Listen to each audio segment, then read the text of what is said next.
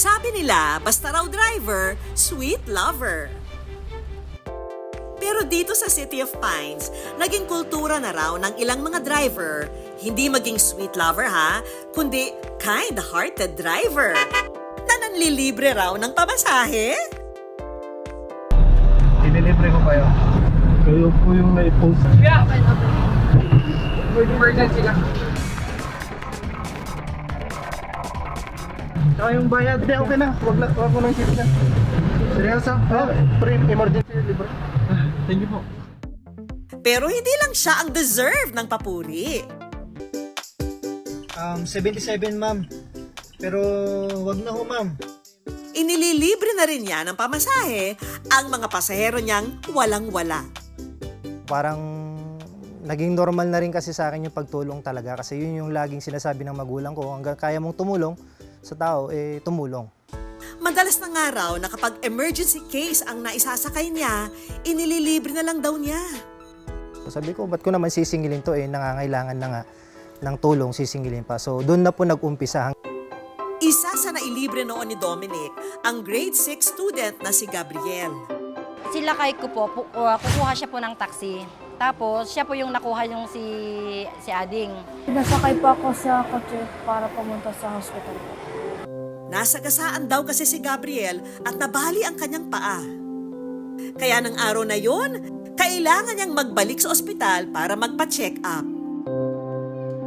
Tapos nagkukwentuhan kami sa loob ng taxi. Yun po na nasabi niya na, paano yung anak mo ate, sabi.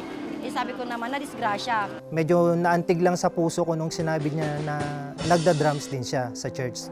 Kaya nang makarating na sila sa ospital, si Gabriel may good news na natanggap mula kay Dominic. Pagdating sa hospital, sabi po ni Kuya na wag mo dang babayadin po. Laking pasasalamat ng araw nila dahil kahit paano nakatipid sila sa pamasahe. Ay, ang saya po. Kasi sabi ko, meron palang ganyan sa ngayon. Kasi bihira po yung gaya niya. Pero ang pagtulong pala na ito ni Dominic sa mga papuntang ospital, may hugot.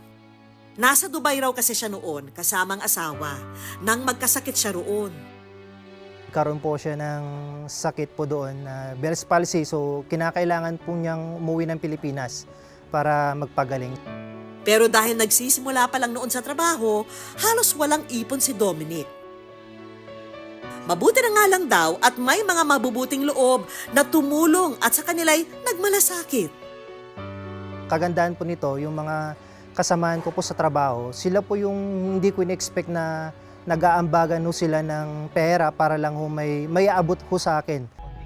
Dahil nakaranas ng pagmamagandang loob, naging panata na raw niya na magmalasakit sa kapwa na nangangailangan. Hindi ko rin kayang ipagdamot yung tulong na tinulong nila na kaya ko naman din palang itulong sa iba. Samantala, si Gabriel, nais daw muling makita ang taong minsang naging mabuti sa kanya. Sana kung may pagkakataon, gusto kong makita ulit si Gab para at least sana kamustahin kung ano na yung kalagayan niya sa ngayon.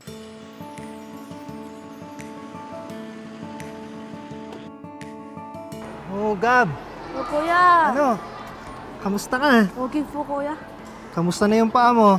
Nagkaka-recover ng konti po. Magpatuloy ka lang sa church, ha? Si Gabriel, may munting sorpresa rin para sa kanyang kuya Dominic. Kuya! Para sa'yo to oh. Ay! Oh, nag-abala ka pa. Thank you po sa libre na taxi. So, pwede ko bang tignan kung anong laman? Opo Kuya. O para sa'yo yan. Ganda to, ah. Masa? Pangmasahe. Para sa trabaho mo Kuya. Ang ating kind-hearted taxi driver, sinamahan ng aming team para muling maghatid at magpasabog ng good news. Ang mga nurse na ito ang kanyang napili. Kamusta po ang duty niyo, ma'am? Okay lang po. Nakakapagod po. Nakapagod. Marami ho bang pasyente, ma'am? Madami po, sir. Buti na lang, ma'am. Nandyan kayong mga nurses. Kayo po yung mga nag-aalaga sa mga pasyente natin, ma'am. At nang makarating ang mga nurse sa kanilang destinasyon, Kuya, magkano po? 77, ma'am. Pero wag na ho, ma'am. Yung hindi lang yung mga pasyente yung nalilibre, dapat pati yung mga nag-aalaga ng pasyente dapat malibre din. Okay ba? Ay, totoo, sir. Yes, ma'am. Totoo po yan. Yes po. Kaya, Thank you so much. yes, ma'am. You're welcome po. Masaya po kami, sir, kasi kahit pa paano, sa hirap ng trabaho namin, may mga nakakaalala po na inibre po kami kahit pa paano. Naku, deserve nyo po! Parang masarap kasi tumulong sa kapwa eh. Na pag nakikita mo yung kapwa mo tao na tinutulungan mo, eh masaya. Kumbaga parang tayo naman na tumulong, masaya na rin po sa bagay na yun. Tulad ni Dominic, na puso at inspirasyon ang hatid, tayo mga kapuso, handa rin ba tayong maging real-life superhero?